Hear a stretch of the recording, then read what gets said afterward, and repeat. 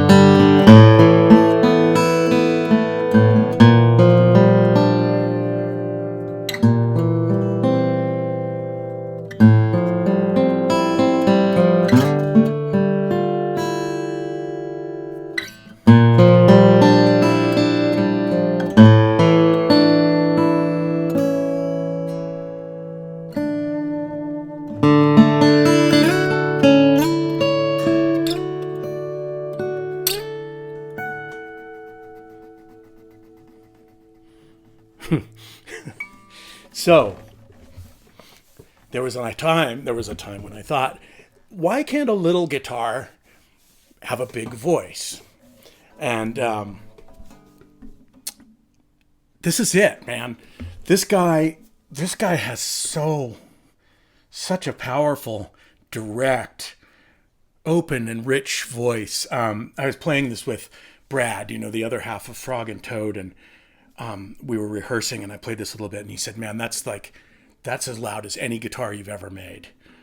So, loudness isn't everything, but loudness is nice, especially when you see a little instrument and you go, well, will it be able to hold its own? And this definitely does. Now, this guitar is small, so it's just super comfortable to hold. You can play it in, various positions, and you can sit on the couch and play it. It's a great couch guitar.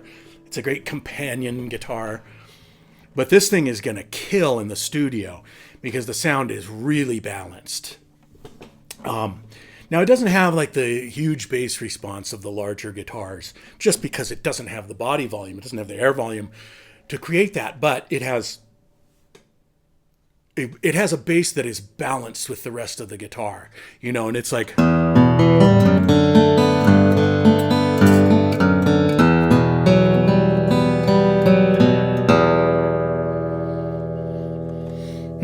That's just it's just a fat sound, and a very, very nice, sweet top end.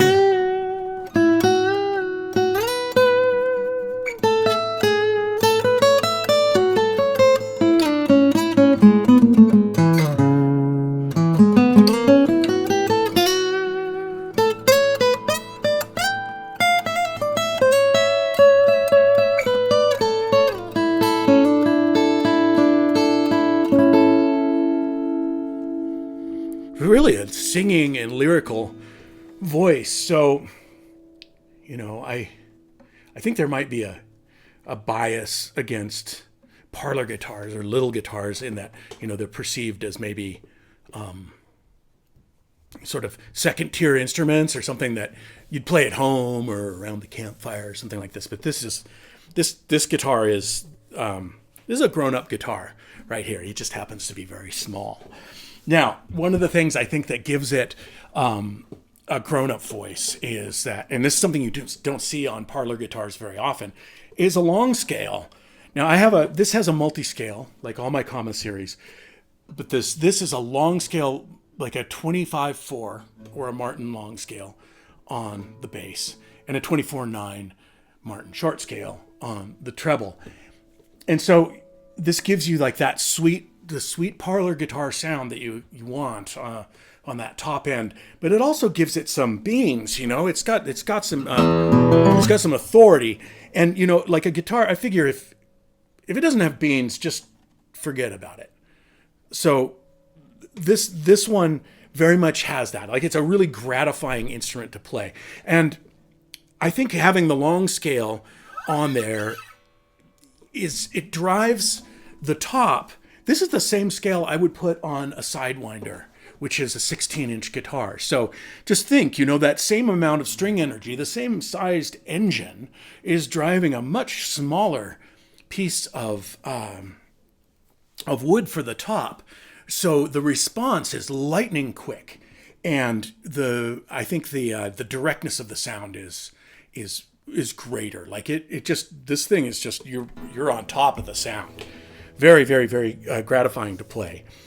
But let me tell you about the wood. Carpathian spruce for the top, and this is what I would call a master grade set. By the way, all this grading system, everyone always talks about master grade or 4A or exhibition grade or all this crap.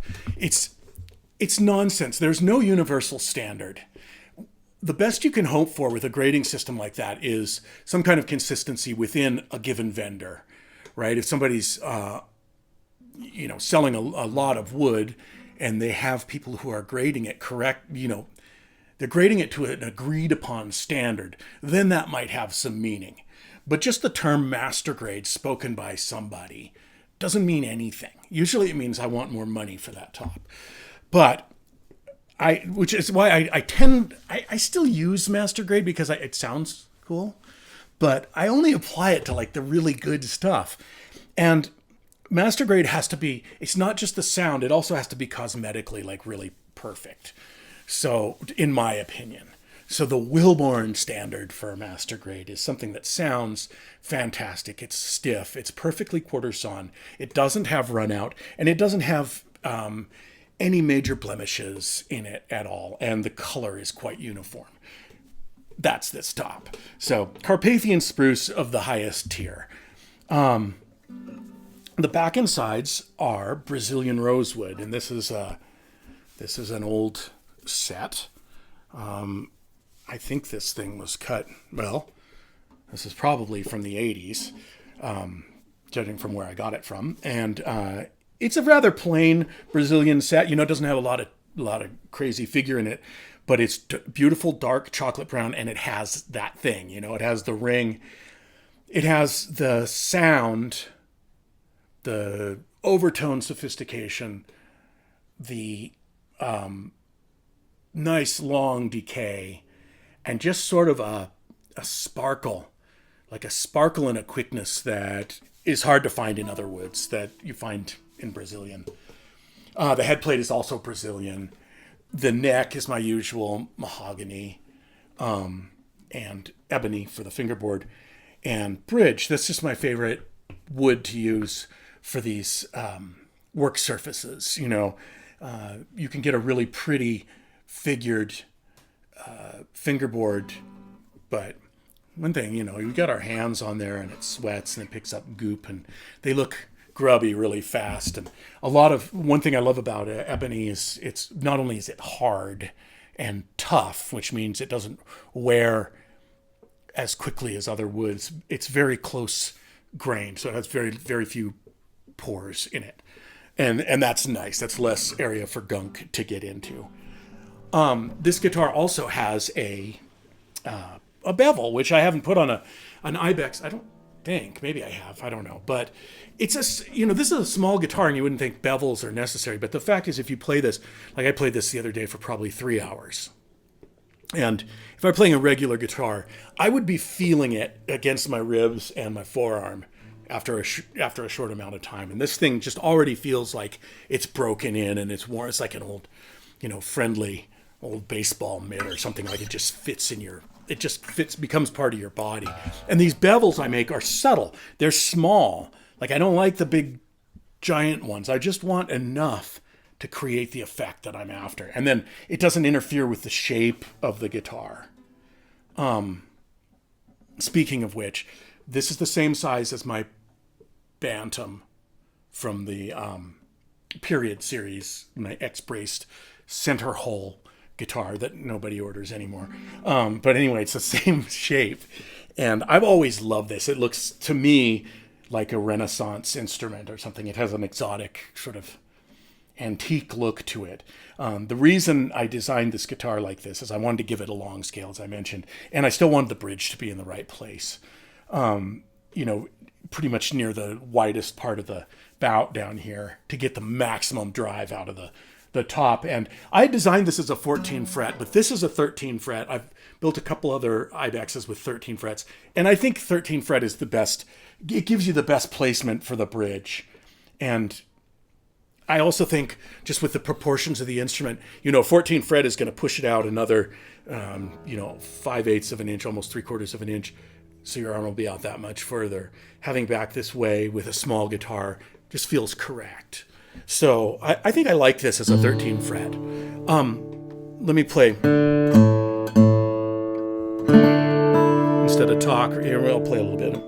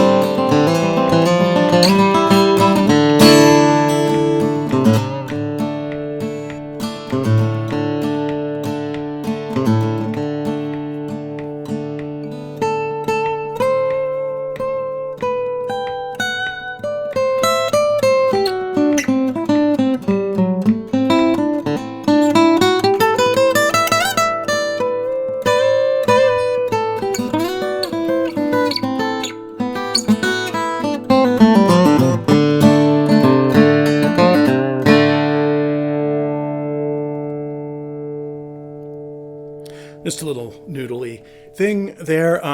Anyway, this is a fun guitar. I got to make one of these for myself. I got to make a guitar for myself. I don't own one of these. Is that stupid? I don't own a guitar. I mean, I own other people's guitar. I don't own one of my guitars. That's so dumb. Anyway, thank you for watching, and I'll be back soon.